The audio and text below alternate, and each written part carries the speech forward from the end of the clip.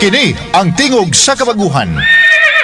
DXRyo Radyo Ultra. Radyo Ultra. 1188 sa dial sa inyong mga radyo. Nagasibya gikan sa kasing-kasing sa Cagayan de Oro sa kusog nga 10,000 watts. Sa mga balita, serbisyo publiko, komentaryo o pagpalambo sa pagtuo. DXRyo Radyo Ultra. Sakop sa KBP, kapisanan ng mga broadcaster ng Pilipinas. Tingog sa kabaguhan, Radyo Ultra.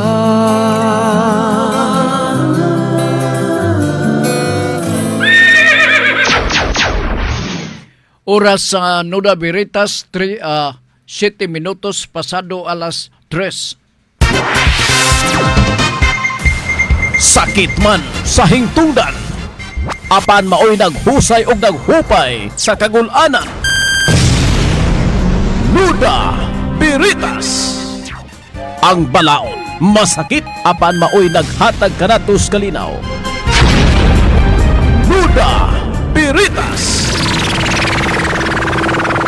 Mga nagkagubot nga hunahuna, mga pagduha-duha, nagkinahanglang katinawan alang sa katawhan. Nuda Veritas. O karon, ariya, si Ultra Frank Mendez.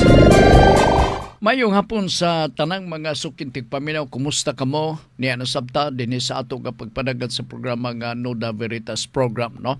O gusto ko na ipaibaw para nga katukuban nga dili makachance sa pagpaminaw din sa ato nga programa. Gawas nga tulo lang sa 3 times a week lang babati ninyo ang programa nga Nuda Veritas program kada Lunes, Miyerkules o Biyernes. Aduna kita YouTube channel, no? Nga pwede inyong matultulan o pwede nga inyong ma-review ang ato mga previous nato nga pag sa mga pauta nga gipadala gikan sa ato mga sukintig paminaw. So, mahibo nga buksan ninyo ang maong YouTube channel sa Nuda Veritas. Pinagi lang sa pag-type Nuda Veritas CDO.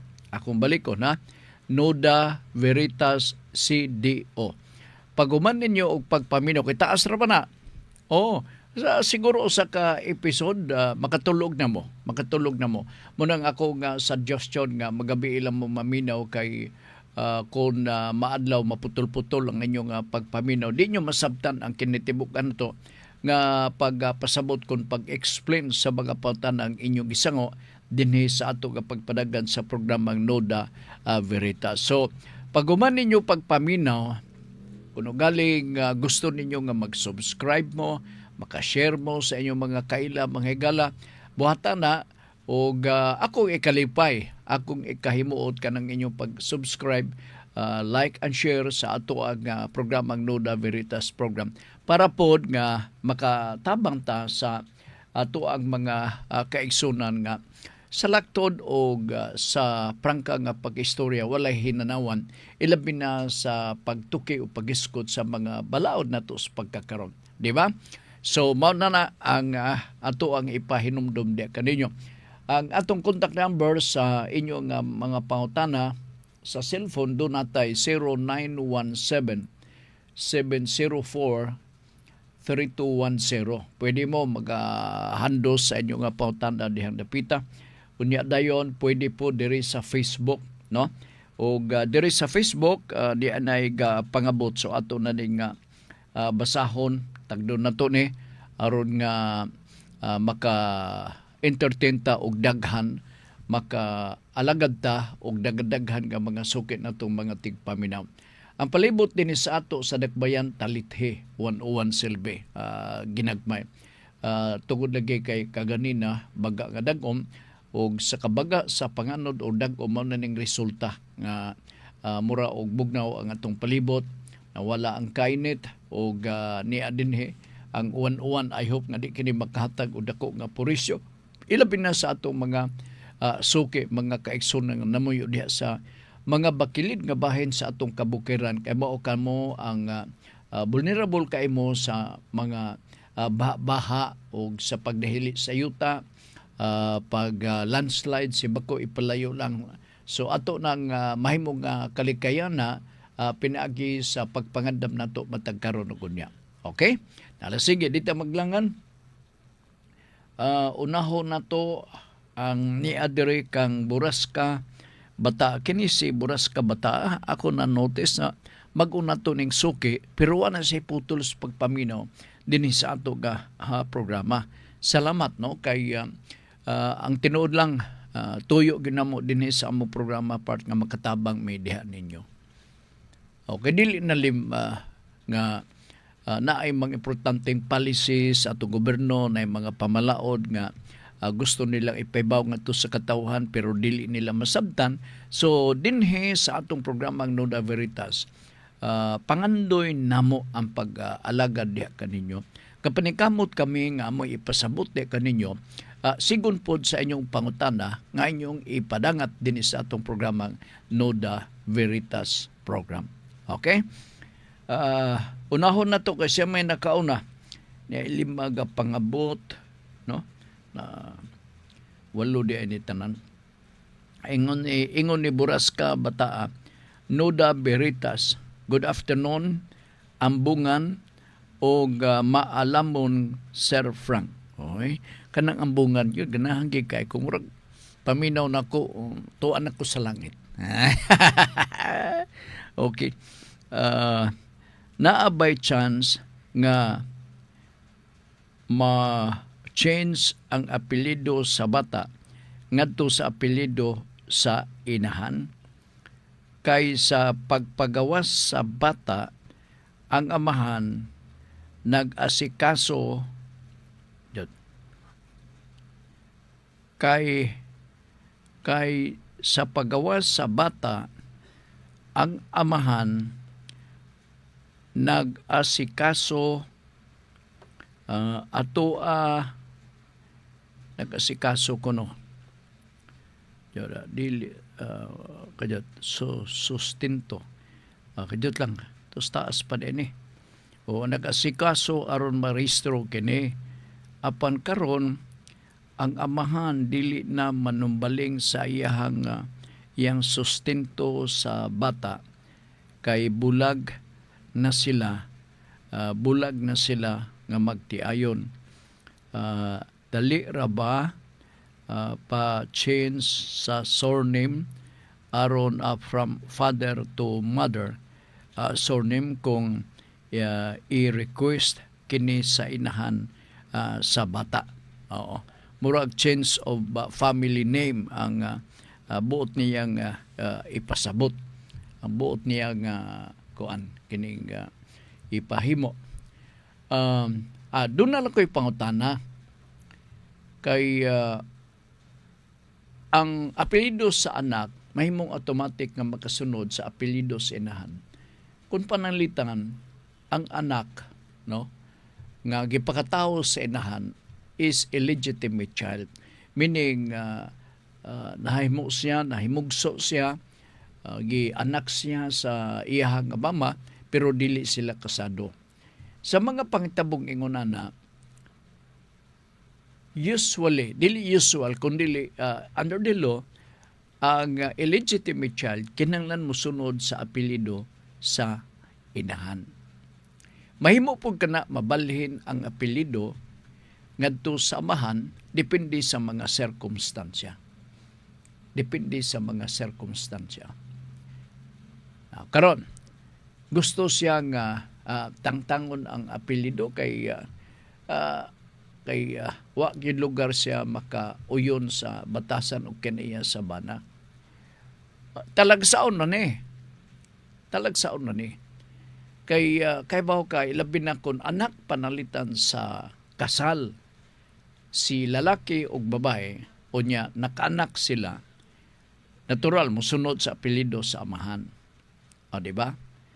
Ingo ko ka talagsaon ra ni kay teo mo na nga atras lugar ibalhin ang apelyido ngadto mismo sa inahan. Ang maong apelyido sa anak gumikan sa kasuko nga walay support nga gihimo. Ang tinuod dili ni maoy remedy, no? Dili ni maoy remedy. Ang remedy ni kung tinuod panlitan kasado kamo bisang anig dili kasado. pwede man ninyo ma-filean og sumbong ang amahan ini diha mismo sa atong hukmanan. Diha mismo sa atong hukmanan. Ingon kog talagsaon kini nga pangutana nimo kay sa ato gud nga costumbre ug tradisyon. Pag anak ka, legitimate child ka. Apelido gyud sa amahan ang imong masunod. Apelido gyud sa amahan. Lugar mura og sobra katalagsaon kanimo nga pangutana kay tungod kay wa suportahe mo atras ta atong ipadala ang apelido sa mama. Exceptional kini imuha nga request pero dunay laing remedy. Dili ta magpinutong kay whether we like it or not. If the child born during your marriage, it is always called unconsidered legitimate child. Di na gina siya mawakli. If the child born out of wedlock, it is always the child must follow the family name of the mother. Mao mo gina ang balaod. Kay kung natugong tugutan, kay dili ni himo na to nga mura gini remedy na to nga makabalusta sa amahan nga way batasan. Oo. Naay lain nga mga pamagi ug mao na ning akong gisugyot nga pwede man nato ma-filean og sumbong. Ang gusto nako mao nga ayog buhatan ni dito ka lang sa lain nga mga pamagi. Kay musugot kita og sa dili, musunod man gyud ta sa apelyido sa ilabi na kung kasado kitang. Kay kung tugutan na ubos sa atong balaod part, magbikay lang ang bana og asawa, gulaton day na sa asawa nga sugod ugma. Usabon ko na ang apelyido. Ang atong anak magsunod na sa akong apelyido o dili apelyido nimo. So mura og lain kayo tan-awon ang secrecy or kasagrado sa atong kaminyoon nga inside sa mao nga kaminyoon wala kita naay mga problema nga angay pa natong plansahon nun sama niini. All the while gatuo ta nga kung magpakasal ang lalaki ug babae kana para sa panagiusa linugdangan sa ilang panaghinigugmay. Pero kung mauna second, there is no an express law that allows to change the family name of the legitimate child. Unya dayon mo retract siya and then he has to follow the family name of his mother tungod kay wa siya suportahin. Di man siguro you are one of the exception. Sui generis. Nakadungog ba mo gingon ni nga mga kaso? Wala. Even sa ato karon nga mga bag-o na to nga mga pamalaod karon sa kining change of name, no? Wala diha ibutang specifically nga ang inahan pwede makapasunod sa apelyido niya kung panlitan si bana labi-labi kahanggaw. Why? Because there are other laws that we should invoke protecting the rights of the children as well as ang atong pamilya. Kaya mo mangyapon, you have to go to court. You have to go to court. Kini nga kaso gusto gin mong ipamugos nga ibalik ang kon. You have to go to court. Yan dito pangtanong kagyud. Pangtanong kagyud. Kay dili man ni clerical nga error. It's deliberate, well planned, and it only arose because of the fact nga there are certain issues or misunderstanding nga nitabo gikan ni bana o between the bana o sa asawa. So gusto gyud nimo, the last recourse is to go to court. Dili ni administrative nga mga resolution sa mao nga kaso nunot siya mo pangutan na kining sa tuya buras ka bata. Taas ang proseso na ang iyang gusto suko mo siya kay wala na sustento. Di ba? Naman tayo balaod na 9262. So dito ka na lang ayon tawag ako kay libog kayo. Libog kayo. Okay, I hope nga makuha nimo ang inunta ang idea and not only an idea but a sort of suggestion and a proposal on how to resolve this. Naamanta pero taas kayo ang proseso may tungod niya na. Okay? Si Buraska Bataa. Okay. Gikan ni Junjun na Makas, Noda Veritas, Hi Idol, Sir Manager, nagwapo. Oy, parehan na mo ni Buraska, ha? Si Buraska di na ko maklaro nga babae or lalaki, pero kanang demander nga he presented the question, murag lalaki siya, no? Oo. Ingon sa pangutanan ni Junjun Makas, ano ba to? Nagwapo Sir Frank, dagom na pod. Lagi dagom na pod. Pangutana, what if?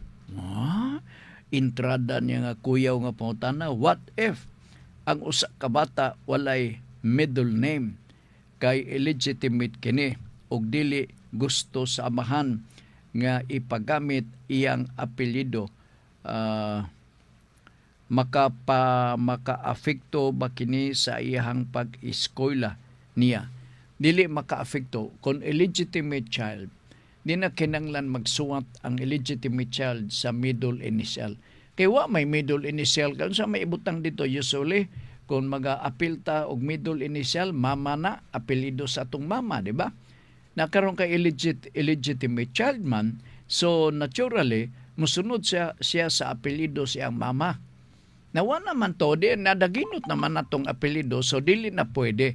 So ikaw pwede ka mag-school nga way middle initial because that is allowed. Gitugot na.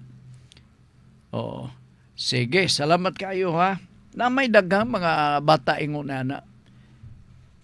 Dayo uban pod. Bebe, nakadumdum ko.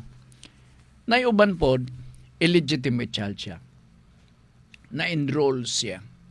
O siya gigamit niyang middle initial, kaya may blanco dito sa porma. Ang middle initial ngayang gigamit, apelido sa ihang lola. Wa may ga-contest, kaya kinsa masay magkiglalis na naoy. Ang apelido, ang importante nasa apelido siyang mama. Kay illegitimate child man siya. Wa may nakiglalis nitong mga panahon na. So, mo lang na, ang pwede na siya, John, pwede na siya, bisan ugwa na, di na nato isuot ang middle initial. Kay usually sa middle initial, ang inahan man ka ng apelido. Na karon gigamit naman natong apelido as a regular nga apelido sa kang mama or inahan tungod kay illegitimate child ka man. Okay, gikan ni Soroy ni Libs Motovlog. Noda Veritas, ang pautana ko karong hapon, Sir Frank, pila ang exact measure sa right of way? Magagad na sa need. Magagad na palitan karon. Ang gamiton sa barangay, kay magpalit og yuta ang barangay, para lang sa usa ka basketball court. So, ipa-compute na to pila ka square meters. Nya pag-report sa atong gisugo human sa competition panalitan karon ang gikanang lang square meters is more or less 320 square meters equivalent to one basketball court. Mo pod na ang ato ang paliton. Mo pod na ang atong paliton. Depende sa mga pagpahinanglan. Kaya pwede man magpalit ka og dako pero para sa bularanan o kupras, ay mahimo na po ng isyu na des barangay. Magsilos-silos na dayon. So, depende sa mga pagpainanglan. Kaya mo man na ang base dayon sa tukmang gidakon, oras nga ang barangay council maghimo og usa ka ordinansa nga mag-expropriate og usa ka property or yuta nga pribado dili na pwede nga kay pangutanon naman sa inyo nga deliberation di sa council, magklaruhay mo pila ba ka square meters. Oo, dili makaingon tong uban nga 350 na to kay ang excess na akong tamnan og sibuyas, dili na siya pwede. Kaya ang gobyerno may magbayad niya na. Ang gobyerno may magbayad. Ang punta na, ang barangay council, ang barangay local government, maka-expropriate ba og luna sa yuta? Yes. Pwede sila maka-expropriate og luna sa yuta. So magagad sa mga pagpahinanglan. Panalitan, kini karong duha ka lane nga karsada o nagamay sa overpass. Kung ma-ascertain or ma-determine kung pila ang gilap doon, pila ka square meters ang gikinanglan para mabuhatan natog ikatulo nga lane, computed na kurkulo na kana nila. Kay basig tuo mo nga ang paghawan unya na abot dito stugkaran o likod sa Price Plaza, dili depende kana sa mga pagpenanglan. Ilabi na kung paliton sa gobyerno, no? Kinanglan nga sakto-sakto dili magasubra kay maalakan siya pang atong gobyerno. Unya basin og na rabi ubang mga bilyako nga ang exist nga yuta ilang tukuran og sari-sari store. Unya dayon maingon din sila ako man ni. Mauna dayo turok na dayon ang laing isyu. So para paglikay kanang sakto-sakto ang standard. Ambot na ko ipasabot ang standard. So kanang standard palitan karon ang maximum space to be used for that purpose. Basketball court is only 300 square meters. So kanang exist para na sa lingkuranan, no? Para na dito sa kaning lingkuranan nga sa audience ba, depende sa need. Depende sa need. So, I hope nakuha niyo ang idea, sir. Si Suroy Libs Motovlogman ang kuan sa right of way. Gikan ni Oliver Ampong Nalwal. Noda Veritas about kini sa adoption. Kung mag-adapt kag bata, need pa ba ang adoption paper maski dako na? Like for example, 13 years old siya. Kinanglan gyapon ni sir. Kinanglan gyapon ni siya. Karon lang nagaan-gaan ang problema sa mga ginikanan nga adunay intensyon sa pag-adapt sa mga bata. Karon mora og na-relax, dili kayo istrikto. Kay ubos sa atong family code, ang family court maoy maga-entertain sa formal adoption petition to formally adopt the child. Karon dili na to anak kini gitugyan sa DSWD Regional Office. And so dito i-refer nimo, no? Nya dayon na daghang mga papilis ang imuhang pagasundon, imong i-follow up kay sila na ang mag-process ang regional office sa DSWD. Panalitan din sa Region 10. Ang Region 10, DSWD office, sila ang mag-decide whether it is favorable or not. But the final say or decision nga ipakanaog sa DSWD dili ang regional level, kundi ang national level sa DSWD. Sa lagtod nga pagasulti, ang tanan nimong mga papilis para sa adopsyon sa imong anak, ipadala dito sa national office sa DSWD ang final evaluation o ni ayhara nimo may bawan kung aprobado ba ang imong pag-file og adoption. So daay mga proseso pero may na lang ni kay gaan-gaan murag dili ka ka-hire og abogado except siguro sa mga papilis nga kinanglan og legal form, so moral lugar to. Pero dili gyud nga maisip nga adversarial lugar or unsa bay mga pamaagi kay basig dunay moupos naapoy dili.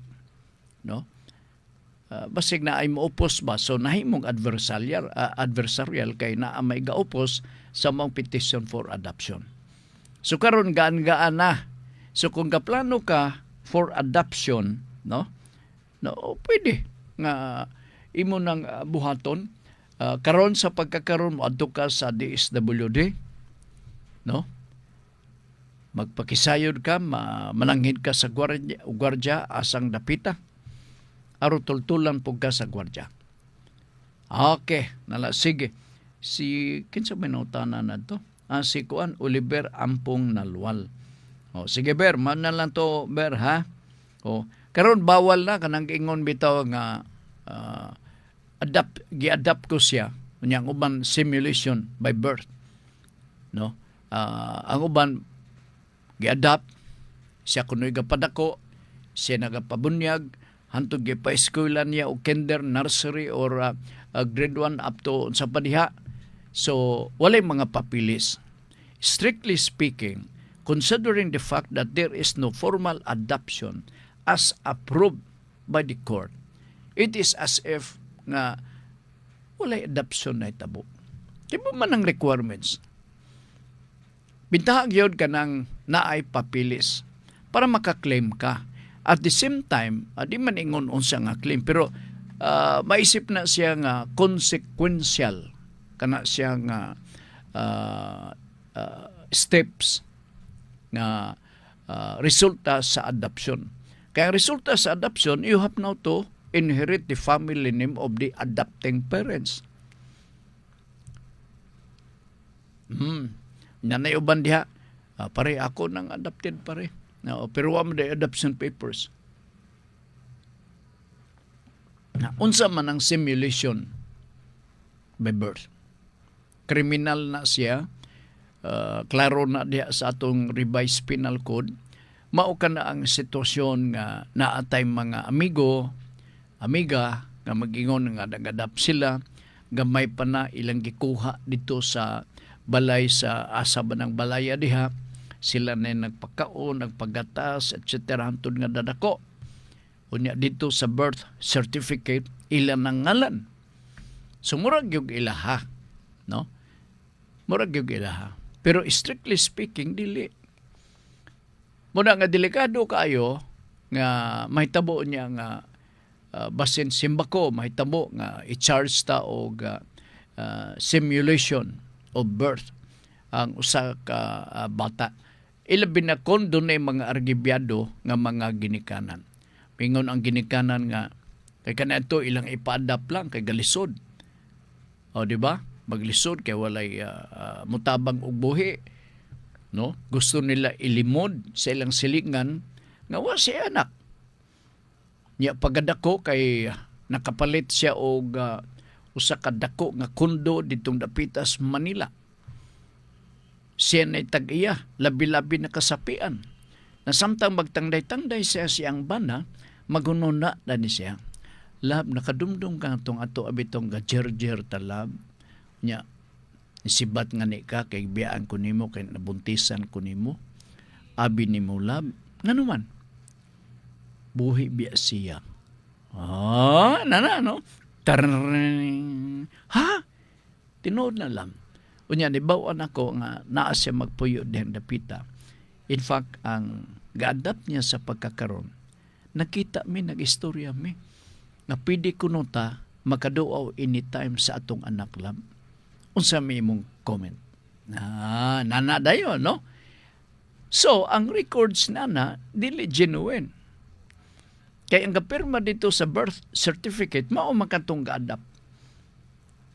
Mao ay gapadako. So kung argibyado o gustong bawion sa original nga ginikanan, no? Sa mga ginikanan mismo, mabawi na dili. Doon ay dakong posibilidad nga mabawi kung argibyado. Kung argibyado. Nakaroon ay bawaan ako nga wala niya didi ang anak. Nag-graduate na siya sa college. May trabaho na sa pagkakaroon. Wala didi niya iyang anak, adopted child. Nga muduaw from time to time sa iyahang original niya nga mama ug papa. May na magkahimtang. Oo. Pero dili condominium, sobra ra po to ako istorya da. Oo. Basta lang ba para pagpasabot da kaninyo. So ingon na. Ha? Sige. Si Oliver man to. Si Septem Virgo, Nuda Veritas, Sir Frank, unsay meaning aning exquisitive prescription. Kuan siguro na ambot ipasabot kanang unsa niya acquisitive prescription. Oo, mo siguro ang buot niyang ipasabot. Kini magkalabutan na sa pagpanag-iya sa yuta sulod sa ubay-ubay nga mga katuigan. Acquisitive prescription. From the word acquire. Okay? Unya gibulak-bulakan ang istorya para to make it to become sort of a legal term nga mao'y correct nga description sa mga yuta nga gipuy-an sulod sa kapid-an ng mga katuigan. Nga wa kahilabti diha. Wa kahilabti. Sulod sa ubay-ubay nga mga katuigan. And so therefore, the root word of that acquisitive prescription is that the word to acquire. Imo nang mapanag-iya ang maong luna sa yuta tungod sa gidugayon sa mga katuigan nga nagpuyo kadihang dapitan. Makadaga nagiskot ko katong bitong ingong ko under the concept of an owner. Diba? Kana sila magkuyog in good faith ang bot na ko ipasabot, and then for how many years that they had been there, open, continuous, exclusive, uninterrupted nga pagpuyot nila dihang dapita. So eventually, by law of prescription, pwede nila mapanagya ang maong luna sa yuta. Kuhanin mo. Ayop, usahay good pod, mao siguro yung buti po sabot, dili exquisitive. No? Acquisitive prescription. So naana mo yung mga idea. Ambot og makapangutan na ba mo diha basta-basta sa inyong silingan may tungod dining mga butanga. Pangutana gani. Pagayuan mo duha ka lapad na ba? Unsa ganito pare, mo pangutana pare. Ako ang pare, katong unsa gani kato nakalimot ko pare. Akong tan-awon sa kong kudigo. Acquisitive prescription pare. Siya nalimtan ko na pare. Ako ra ba pare, doon ako'y sakit. Ha pare, noon sa mananakod na pare. Dili good pare. Hingalimtanon kay ko pare.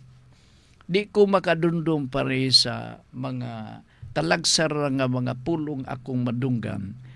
Makadumdum lang ko pare kung makatagay kong mga 5 kalapad. Na, maproblema hangkag yun. Oo. Unya pare, branded ra ba ni ako? Wala ba'y lapad ni di ay nasayop ko pare. Pasensya pare. Pasensya gisuri yun pare. Branded yun ang akong kapalitan. Usahay pare kanang naay dalunggan. Usa kanang naay dalunggan pare. Kanagong pundador nga doon ay handle. Mao din na pare. Mao na pare. Unya og dili pare kana bitong unsa na iya malimtan ko lagi pare. Mo lagi na basta di ko makainom og insakto pare. Malimtan ako ingon sa baka to black label ba to pare ha? Nga inigtuad ni mo pare, lugsanay mo agi ang wine bitaw. Oo, kana pare. Usa ka botilya. Okay na para nako. No. Problemahan. Usa lang ka pautana. Usa lang ka pautana. Grabe sa nga pautana. Very expensive. Pagharot. Horot na dayon. Hubog na. Pare, Excuse me pare, tulog na ko pare kay labad na akong ulo, trabaho pag ugma pare. Bye-bye pare. Nalimtan ang pautana. O kung saan na ito acquisitive prescription. Unsa na ning kalakiha oy. Muna nga dinhi libre mo. Libro pa libro. Libre pa gyud mo og katawa. Malingaw man mo. Di ba? Na. Mayo akong istorya karon kay ipakaon ko o kuan magod champurado sa mga staff dire ni Congressman Lordan kay ang among opisina dire naay mga staff ni Congressman Lordan sa laing division. So to sila dito ka champurado. Bibo kay sila dito. Yang ako apa mahurot karon to pagbalik na ako huruton ako to. Sige. Kinsa kan itong notana September Virgo no. Please take note Mr. September Virgo ha. Okay. Acquisitive prescription. Gikan ni Marlon mayong hapon na diri sa kanaaran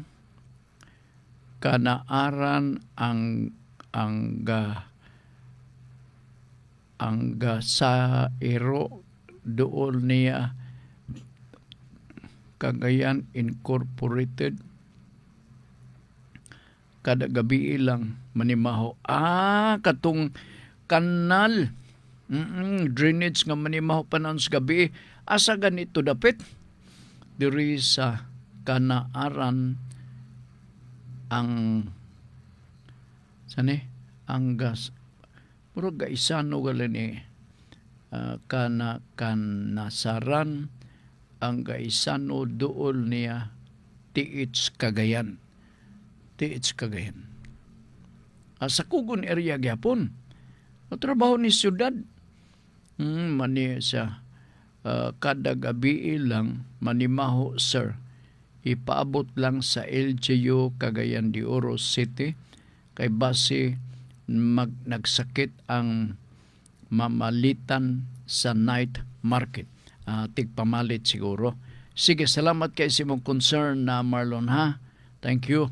Naadapit sa asangan nito Gaisano og TH. Sa ato pa sa Captain Vicente, Guillermo Street ni.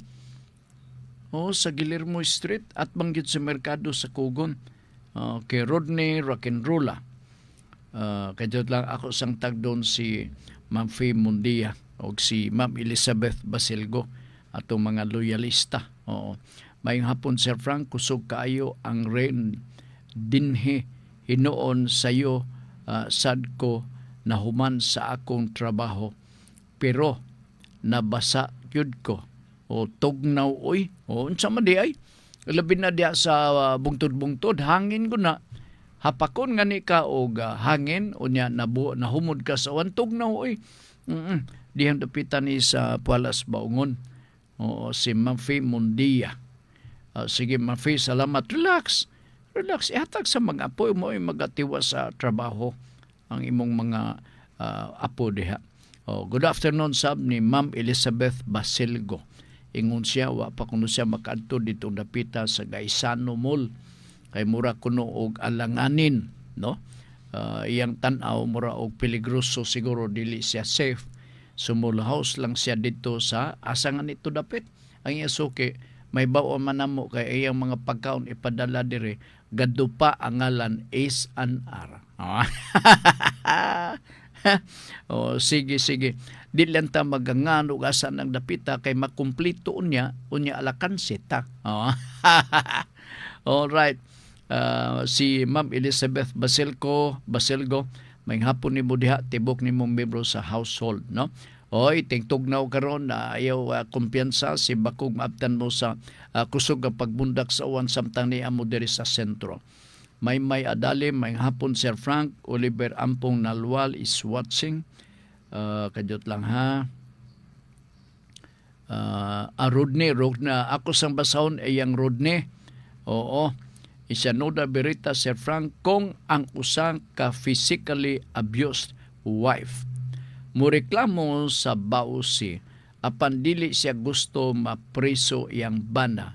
Sakto ba nga ang solusyon kay dito sa barangay protection order pwede man sa mga kasong ingon ini iagi nato ni sa barangay, no? Unya makapangayo din ta og barangay protection order. Okay, mao man na ang procedure. Ang imong pangutana mao dili siya gusto nga mapriso yang bana. So dili na lang nimo isumbong. Kay ang balaod sa bawse pwede presohon ang bana. Kriminal manggod ni nga kaso mao gini deterrent ang maong balaod. Mao nang purpose nganong nga dunay balaod para sarang kahadukan kini sa ato mga kaigsuonan nga malisang sila kay naa day balaod. Once nga filean ang bana sa bawse, violence against women and children, pwede siya maisuhan og warrant of arrest. Nganuman tungod kay kini kriminal nga kaso. Pero mahimong malangan pa ang pag-issue sa warrant of arrest. Mahimong malangan pa. Kay ipaygayon pa man nato ang mga preliminary investigation, tanaw nato og do na bagyoy kasepanan na abay probable cause sa og ipamatuod dito mismo sa korte pinagi sa prosecutor's office nga kining banaha may pagkakutsinanggo. Nakalapas siya. Mao nga dunay probable cause kami nga mga prosecutor kontento og among nakita nga gibuhat gyud ni. O gumikan siyang gihimo pagbuhat, dunay dakong posibilidad nga kung iagi ni diha mismo sa kumanan, mahimo siyang guilty sa mao nga sumbong gipasaka. Kung magduha-duha ka kay di ka gusto, ayun na lagi sumbong. Ay nalagi sumbong. Hapu-hapa lang ang iyahang abaga. Nya ino ni Mulab. Sagod, ay kasuko lab. Kumidya man lang tong ako aba. Sige na, mga tulog na ta. Sige mo tulog alas 4 pa nga ni sa hapon. Dili lab, oy manat, mataptapan ragon nato ni atong mata kay aron mo itom o niya gabi na atong pagpaminaw. O maniguro gid ha. Bitaw, daga mga kasong ingon nini. That is why, no? Kinahanglan firm ang inyong mga desisyon. Kanang barangay protection order, protection kana sa asawa, nga si bana for about 15 days, dili siya pwedeng makasulod sa maong balay. Mauna siya. Kay pag-abot na dito sa korte, pag-file, dili lang barangay protection, temporary protection order or permanent protection order. Ang bana nga supingko, di na kyud makakita sa manyag niyang asawa. Kay gibawalan naman siya, bawal para kaniya nga mag-anha sa maong niyang Pinoy-anan. Mag-text na lang siya. Love, I miss you. Nana dayon. Ha? Natubag din sa asawa, miss you too. Nya maingon dayon tong bana nga, love, kanus ang makaanha diha. Mutubag din ang asawa, karon na mutulog na atong anak. Okay, nalasige. Salamat kayo gikan ni Arn Castillo. Bayang hapon, Sir Frank Nuda Veritas. Say more. Na ako pangutana. Adyon. Ang papa nga sa akong amigo, papa siyang amigo, namatay iyang unang asawa, dinaminyo siya utro. And after few years, din namatay na siya. Kinsa may namatay itong asawa o katong papa sa imong amigo. So karon naa siya nabilin nga mga properties. Ang akong pangutana, makakuha ba ang second wife og equal share uban niya og sa iyahang igsuon? Igsuon. Yan lang ha, second wife. Bali siya og iyang igsuon anak sa iyang papa sa unang asawa. Salamat sa pagbasa. Muna yung metabo, Mr. Arn, sa binahinay sa property. Ako, I have the impression nga kini nga property is conjugal. Alright. Pagkamatay sa asawa, bana na lang nabilin. Na-dissolve ang mga property, giliquidate ka na sila nagbinahinay. So, ang mga anak na iyang bahin, kay ang may tabo, kung ang bana o asawa mamatay, ang conjugal share, ibiling yun ditong dapita sa bana o asawa katong nabuhi. Kay conjugal property man sa to pa ang katunga, gitawag ni conjugal share. Ang katunga mao nang bahinon sa mga anak. Apil si bana o asawa equivalent to one share. So moral na. Wala na'y problema. Pero ang property, ang share sa amahan, kung maminyo, dili na pwede nga mahimong automatic nga conjugal share or conjugal property sa second wife or sa iyang ikaduha nga kaminyoon. Nga naman, ang manununod na panahon nga mamatay si amahan nga naminyo makaduha. Timana na to nga ang original na nga tag-iya, pagpanag-iya sa mong property, iya ka na sa first nga conjugal property. In other words, kung si bana na minyo og lain, dili na pwedeng madala dito sa ilaha nga gaganahan tong babae yang bisahan ni ay property mamana ko nini. No. Iya gina bilin sa abaga sa mao nga bana gagusto maminyo kay kaduha. So unsa may tabo ngano man ngayon na ang sit up. Tungod kay property kini nila sa primero nga kaminyoon. Ngano man ngayon ni set up. Tungod ka kung mamatay si mao nga bana, ang maong property dili pwedeng masunod sa second wife. Ang manununod mao katong mga anak niya sa first wife. Kana sila kay portion man ni sa conjugal property. Kuha nimo. Now, during the consortium sa pagkaminyo niya sa ikaduhang asawa, nakatigom-tigom sila. No, nakatigom-tigom sila. Sa balaod nag-ingon, kung walay legal impediment sa ilang kaminyoon, ang bana walay legal impediment kay balo naman siya. Atong tanawon dito sa babae, wa ba siya legal impediment?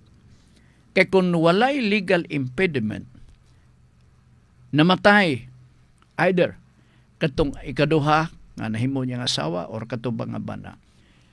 Ang dissolution of property, ang pagbinahinay sa mga property tunga.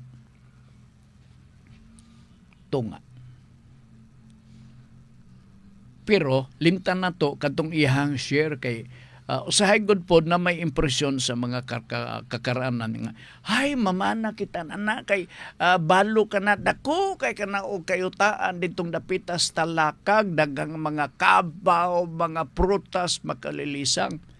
That should not be the reason, because that property belongs to the first marriage. Iya lang nang dala. Now, take note, kung mamatay na ay mga anak niya, ubos sa balaod, gatawgon na sila compulsory heirs. Ang compulsory heirs, maoray mga manununod. So, kato mga anak sa first wife, maoto'y magnganga nga sila'y makasunod sa property sa ilahang ginikanan, sa iyang papa nga iyang nadala, kay sila man ang compulsory heirs sigon sa balaod nato sa civil code or sa law on succession. Pero doon ay tinigom. No? Assuming doon ay tinigom sa second marriage, sila dito binahinay, magtunga sila. Magtunga. Okay? So, ingon na klaro, dili na pwede. Siguro ang balaod makatulungan no? Meaning with reason, no, with reason. Sakto sab kay ang uban diha siya nga mamana gyud ko nini bisag tiguang. Bisag di na makatindog ng iya diha. Kay ako nadunggan balo ni siya gikan sa Amerika. Dagko kay nagdeposit sa bangko. Napay condominium nga yang gitukod hantog karon mga haligi lang sa ang atong kakakitan kay mura na o kahuruto na siguro ang pundo. Mamana ko nene. Di ba? Nahimong motive, dili na ang love. Pero wa niya makiti nga naay compulsory heirs panahon sa kaminyoon sa iyahang gipamana. Butang tala, 5 kamo ka buok mga anak. Tinood ako sa nga property, nabahin nun og 5 kay compulsory heirs sila. Wa na'y makubra si manang. Umaugaling na, wala na masunod si manang umaugaling ng kalaki. Sabtan ninyo, I hope, no? Na sabtan ninyo ang maunga kuan.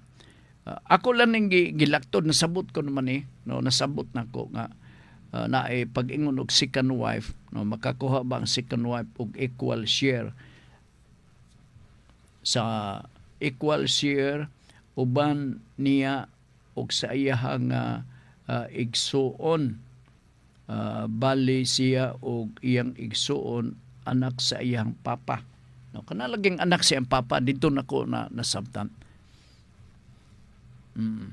Pananglitan doon ay legal impediment ang kaminyoon.